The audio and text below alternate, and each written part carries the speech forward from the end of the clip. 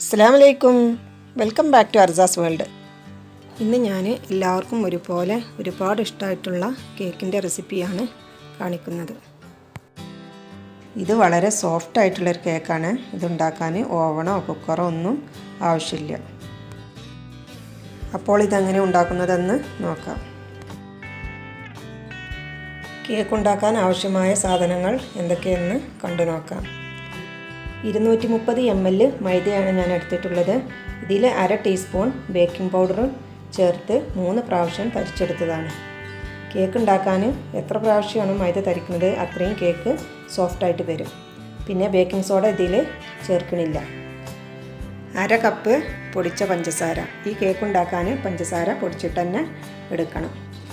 പിന്നെ 3 table spoon വെള്ളം, 3 table spoon sunflower oil, 3 മുട്ട, 4-5 ഡ്രോപ്സ് വാനില എസൻസ്. കേക്ക് ഉണ്ടാക്കുന്ന സാധനങ്ങൾ എപ്പോഴും റൂം ടെമ്പറേച്ചറിലുള്ളതായിരിക്കണം. മുട്ടയൊക്കെ ഫ്രിഡ്ജിൽ വെച്ചതാണെങ്കിൽ ഉണ്ടാക്കുന്നതിൻ്റെ കുറച്ച് മുമ്പായിട്ട് എടുത്ത് വെക്കണം. കേക്ക് ഉണ്ടാക്കാൻ ഓവണോ നോൺ സ്റ്റിക്ക് പാത്രമോ അതിൻ്റെ ഒന്നും ആവശ്യമില്ല. സാധാരണ നമ്മൾ യൂസ് ചെയ്യുന്ന പാത്രത്തിൽ തന്നെ നല്ല പെർഫെക്റ്റായിട്ട് കേക്ക് ഉണ്ടാക്കിയെടുക്കാൻ പറ്റും. ഇവിടെ ഞാൻ കറിയൊക്കെ വെക്കുന്ന ഒരു പാത്രത്തിൽ വെച്ചിട്ടാണ് കേക്ക് ചെയ്ത് കാണിക്കുന്നത്. ബട്ടർ പേപ്പറിൻ്റെ ആവശ്യമില്ല. ബട്ടർ പേപ്പർ നമുക്കൊരു A4 വെച്ചിട്ട് ചെയ്തെടുക്കാം. A4 ഒന്ന് മടക്കിയതിന് ശേഷം ഏത് പാത്രത്തിലാണോ ഉണ്ടാക്കുന്നത് ആ പാത്രം ഒന്ന് കമഴ്ത്തി വെച്ച് A4 അതിൽ വെച്ച് കറക്റ്റ് അളവിലൊന്ന് കട്ട് ചെയ്തെടുക്കുക.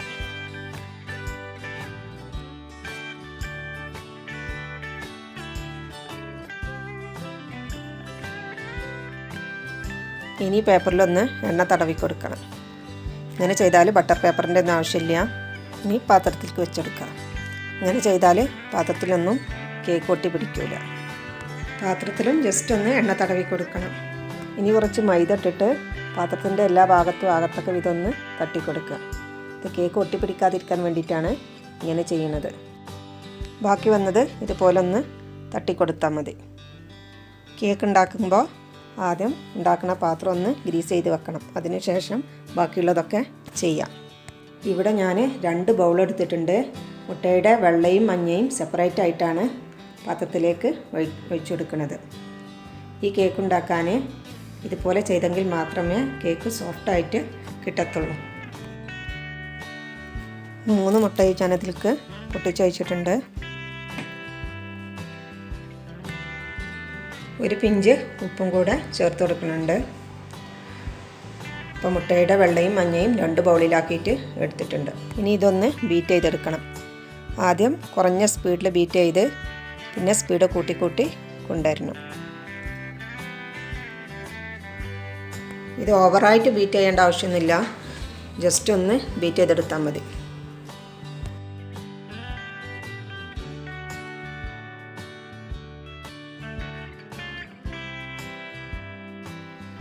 ഇനി ഇതിലേക്ക് എടുത്ത് വെച്ച 3 ടേബിൾ സ്പൂൺ വെള്ളം ഒഴിച്ചു കൊടുത്ത് ജസ്റ്റ് ഒന്ന് ബീറ്റ് ചെയ്യുക.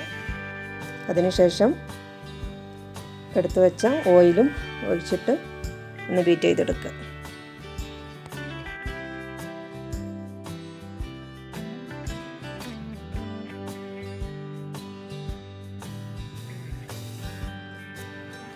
ഇനി ഇതിലേക്ക് എടുത്തു വെച്ച പഞ്ചസാരയിൽ നിന്നും പകുതി എടുത്ത് കുറേശ്ശെ ഇട്ട് ബീറ്റ് ചെയ്തെടുക്കണം. പകുതി പഞ്ചസാര മുട്ടയുടെ വെള്ള ബീറ്റ് ചെയ്യുമ്പോൾ അതിലേക്ക് ചേർക്കാനുള്ളതാണ്. പലർക്കുള്ള പരാതിയാണ് കേക്ക് സോഫ്റ്റായി വരുന്നില്ല. അപ്പോൾ കേക്കിന് എടുക്കുന്ന സാധനങ്ങളുടെ അളവ് കറക്റ്റായിട്ട് തന്നെ എടുക്കാൻ ശ്രദ്ധിക്കണം. അപ്പോഴേ കേക്ക് നല്ല പെർഫെക്റ്റായിട്ട് കിട്ടത്തുള്ളൂ. ഇനി കുറച്ച് വാനില എസൻസും കൂടെ ഒഴിച്ചു കൊടുക്കുന്നുണ്ട്.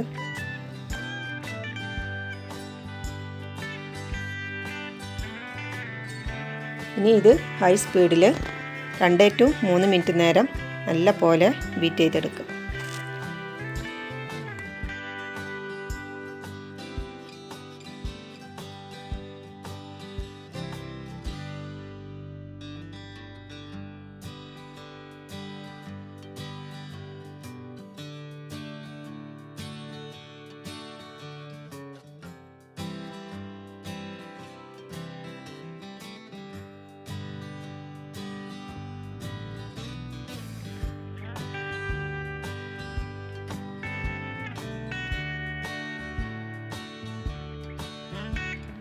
ഇത് നല്ല ബബിൾസൊക്കെ ആയിട്ട് വന്നിട്ടുണ്ട്.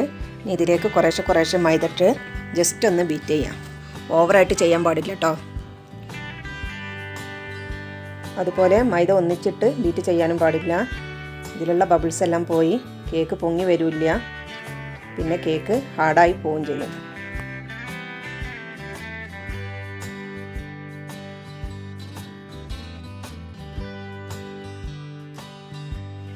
ഇതുപോലെ സോഫ്റ്റ് ആയിട്ടുള്ള കേക്ക് കിട്ടണമെങ്കിൽ ഞാൻ ഈ ചെയ്ത രീതിയിൽ തന്നെ ചെയ്തെടുക്കണം. മുട്ടയുടെ വെള്ളയും മഞ്ഞയും സെപ്പറേറ്റ് ആയിട്ട് തന്നെ എടുക്കണം. എങ്കിൽ മാത്രമേ കേക്ക് നല്ല സ്പോഞ്ചി ആയിട്ട് കിട്ടത്തുള്ളൂ. ഇതിൽ ബേക്കിംഗ് സോഡയൊന്നും ഇട്ടിട്ടില്ല, അല്ലെങ്കിൽ ഈ കേക്ക് നന്നായിട്ട് പൊങ്ങി വരും. അപ്പോൾ ഇത് ഇത്രയും ബീറ്റ് ചെയ്താൽ മതി. ഇനി നമുക്ക് മുട്ടയുടെ വെള്ള ബീറ്റ് ചെയ്തെടുക്കാം. ഇത് ബീറ്റ് ചെയ്യുമ്പോഴും ആദ്യം കുറഞ്ഞ സ്പീഡിലിട്ടിട്ട് പിന്നീട് സ്പീഡ് കൂട്ടി കൊണ്ടുവരണം. ഇത് നല്ല ക്രീമി ആയിട്ട് കിട്ടണം. കേക്കിനൊക്കെ ക്രീം ഉണ്ടാക്കില്ലേ, അതുപോലെ തന്നെ ക്രീമിയായി വരണം. ഇനി ഇതിലേക്ക് നേരത്തെ മാറ്റിവെച്ച പഞ്ചസാരയിൽ നിന്ന് കുറേശ്ശെ ഇട്ട് ബീറ്റ് ചെയ്തെടുക്കുക.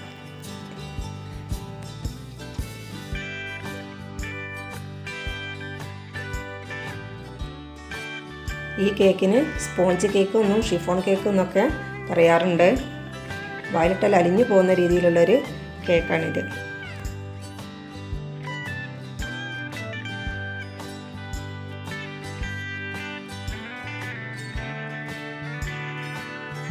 അപ്പോൾ ഇത് നല്ല ക്രീമി ആയിട്ട് വന്നിട്ടുണ്ട്. ഇത്രയും മതി. ഇതിങ്ങനെ പിടിക്കുമ്പോൾ താഴേക്ക് വീഴാത്ത രീതിയിൽ വേണം കിട്ടാൻ. ഈ പരുവത്തിലാണ് വേണ്ടത്. വിപ്പിംഗ് ക്രീമൊക്കെ അടിക്കുമ്പോൾ ഈ രീതിയിലാണല്ലോ നമ്മൾ ചെയ്യാറുള്ളത്. ആ രീതിയിൽ തന്നെ അങ്ങോട്ട് ചെയ്തെടുക്കുക. ഇനി ഈ ക്രീമിൽ നിന്നും നേരത്തെ ഉണ്ടാക്കി വെച്ച ബാറ്ററിലേക്ക് കുറേശ്ശെ ഇട്ട് മിക്സ് ചെയ്തെടുക്കുക. പതുക്കെ വേണം മിക്സ് ചെയ്യാൻ. ബബിൾസ് ഒന്നും നഷ്ടപ്പെടാൻ പാടില്ല. ഒരേ ഫോൾഡറിൽ തന്നെ മിക്സ് ചെയ്യാൻ ശ്രദ്ധിക്കട്ടോ.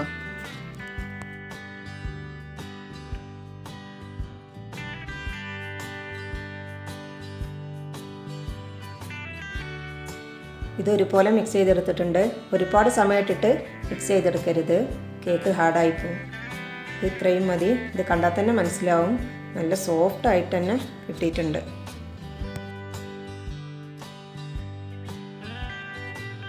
ഇനി ഈ ബാറ്റർ ഗ്രീസ് ചെയ്ത് വെച്ച പാത്രത്തിലേക്ക് ഒഴിച്ചു കൊടുക്കുക. അതിന് മുമ്പായി നമ്മളൊരു പാന് അടുപ്പത്ത് വെച്ച് 10 മിനിറ്റ് നേരം ചൂടാക്കിയെടുക്കണം. എയറൊക്കെ ഉണ്ടെങ്കിൽ ഒന്ന് പോവാൻ ഇതൊന്ന് തട്ടിക്കൊടുക്കുക. ഞാനൊരു പാന് 10 മിനിറ്റ് നേരം ചൂടാക്കി വെച്ചിട്ടുണ്ട്. ഒഴിവാക്കിയ പാനോ തട്ടോ എന്തായാലും മതി കേട്ടോ. ഇനി ഇതൊരു 4 മിനിറ്റ് നേരം ഹൈ ഫ്ലെയിമിലിട്ടതിന് ശേഷം ഒരു 40-45 മിനിറ്റ് നേരം ലോ ഫ്ലെയിമിൽ വെക്കുക. ഒരു 30 മിനിറ്റ് ആകുമ്പോൾ തുറന്ന് നോക്കുക. ചില പാത്രത്തിലൊക്കെ 35-40 മിനിറ്റ് ആകുമ്പോഴേക്കും വെന്ത് കിട്ടും. അപ്പോൾ ഇത് വെച്ചിട്ട് 45 മിനിറ്റായി. ഇത് വെന്ത് വന്നിട്ടുണ്ടോ എന്ന് നോക്കാം. ഒരു സ്പാച്ചിലോ കത്തിയോ എന്തെങ്കിലും വെച്ചിട്ടൊന്ന് കുത്തി നോക്കിയാൽ മതി. വെന്ത് വന്നിട്ടുണ്ടെങ്കിൽ ഇതിൽ ഒട്ടിപ്പിടിക്കൂല. അപ്പോൾ ഇത് ശരിക്ക് വെന്ത് വന്നിട്ടുണ്ട്. ഇത് നല്ല സ്പോഞ്ചായിട്ട് തന്നെ കിട്ടിയിട്ടുണ്ട്. ഒന്ന് തണുത്തതിന് ശേഷം പാത്രത്തിലേക്ക് മാറ്റാം. ഒരു കത്തിയോ എന്തെങ്കിലും ഉപയോഗിച്ചിട്ട് ഇതിൻ്റെ അരികൊക്കെ ഒന്ന് ഇടിപ്പിച്ചു കൊടുക്കാം. ഇത് ഓൾറെഡി വിട്ട് വന്നിട്ടുണ്ട്.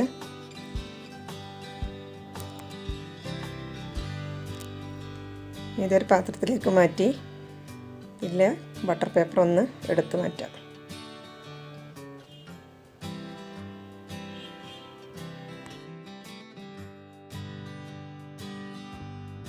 നല്ല സോഫ്റ്റ് ആയിട്ടുള്ളൊരു കേക്കാണിത്.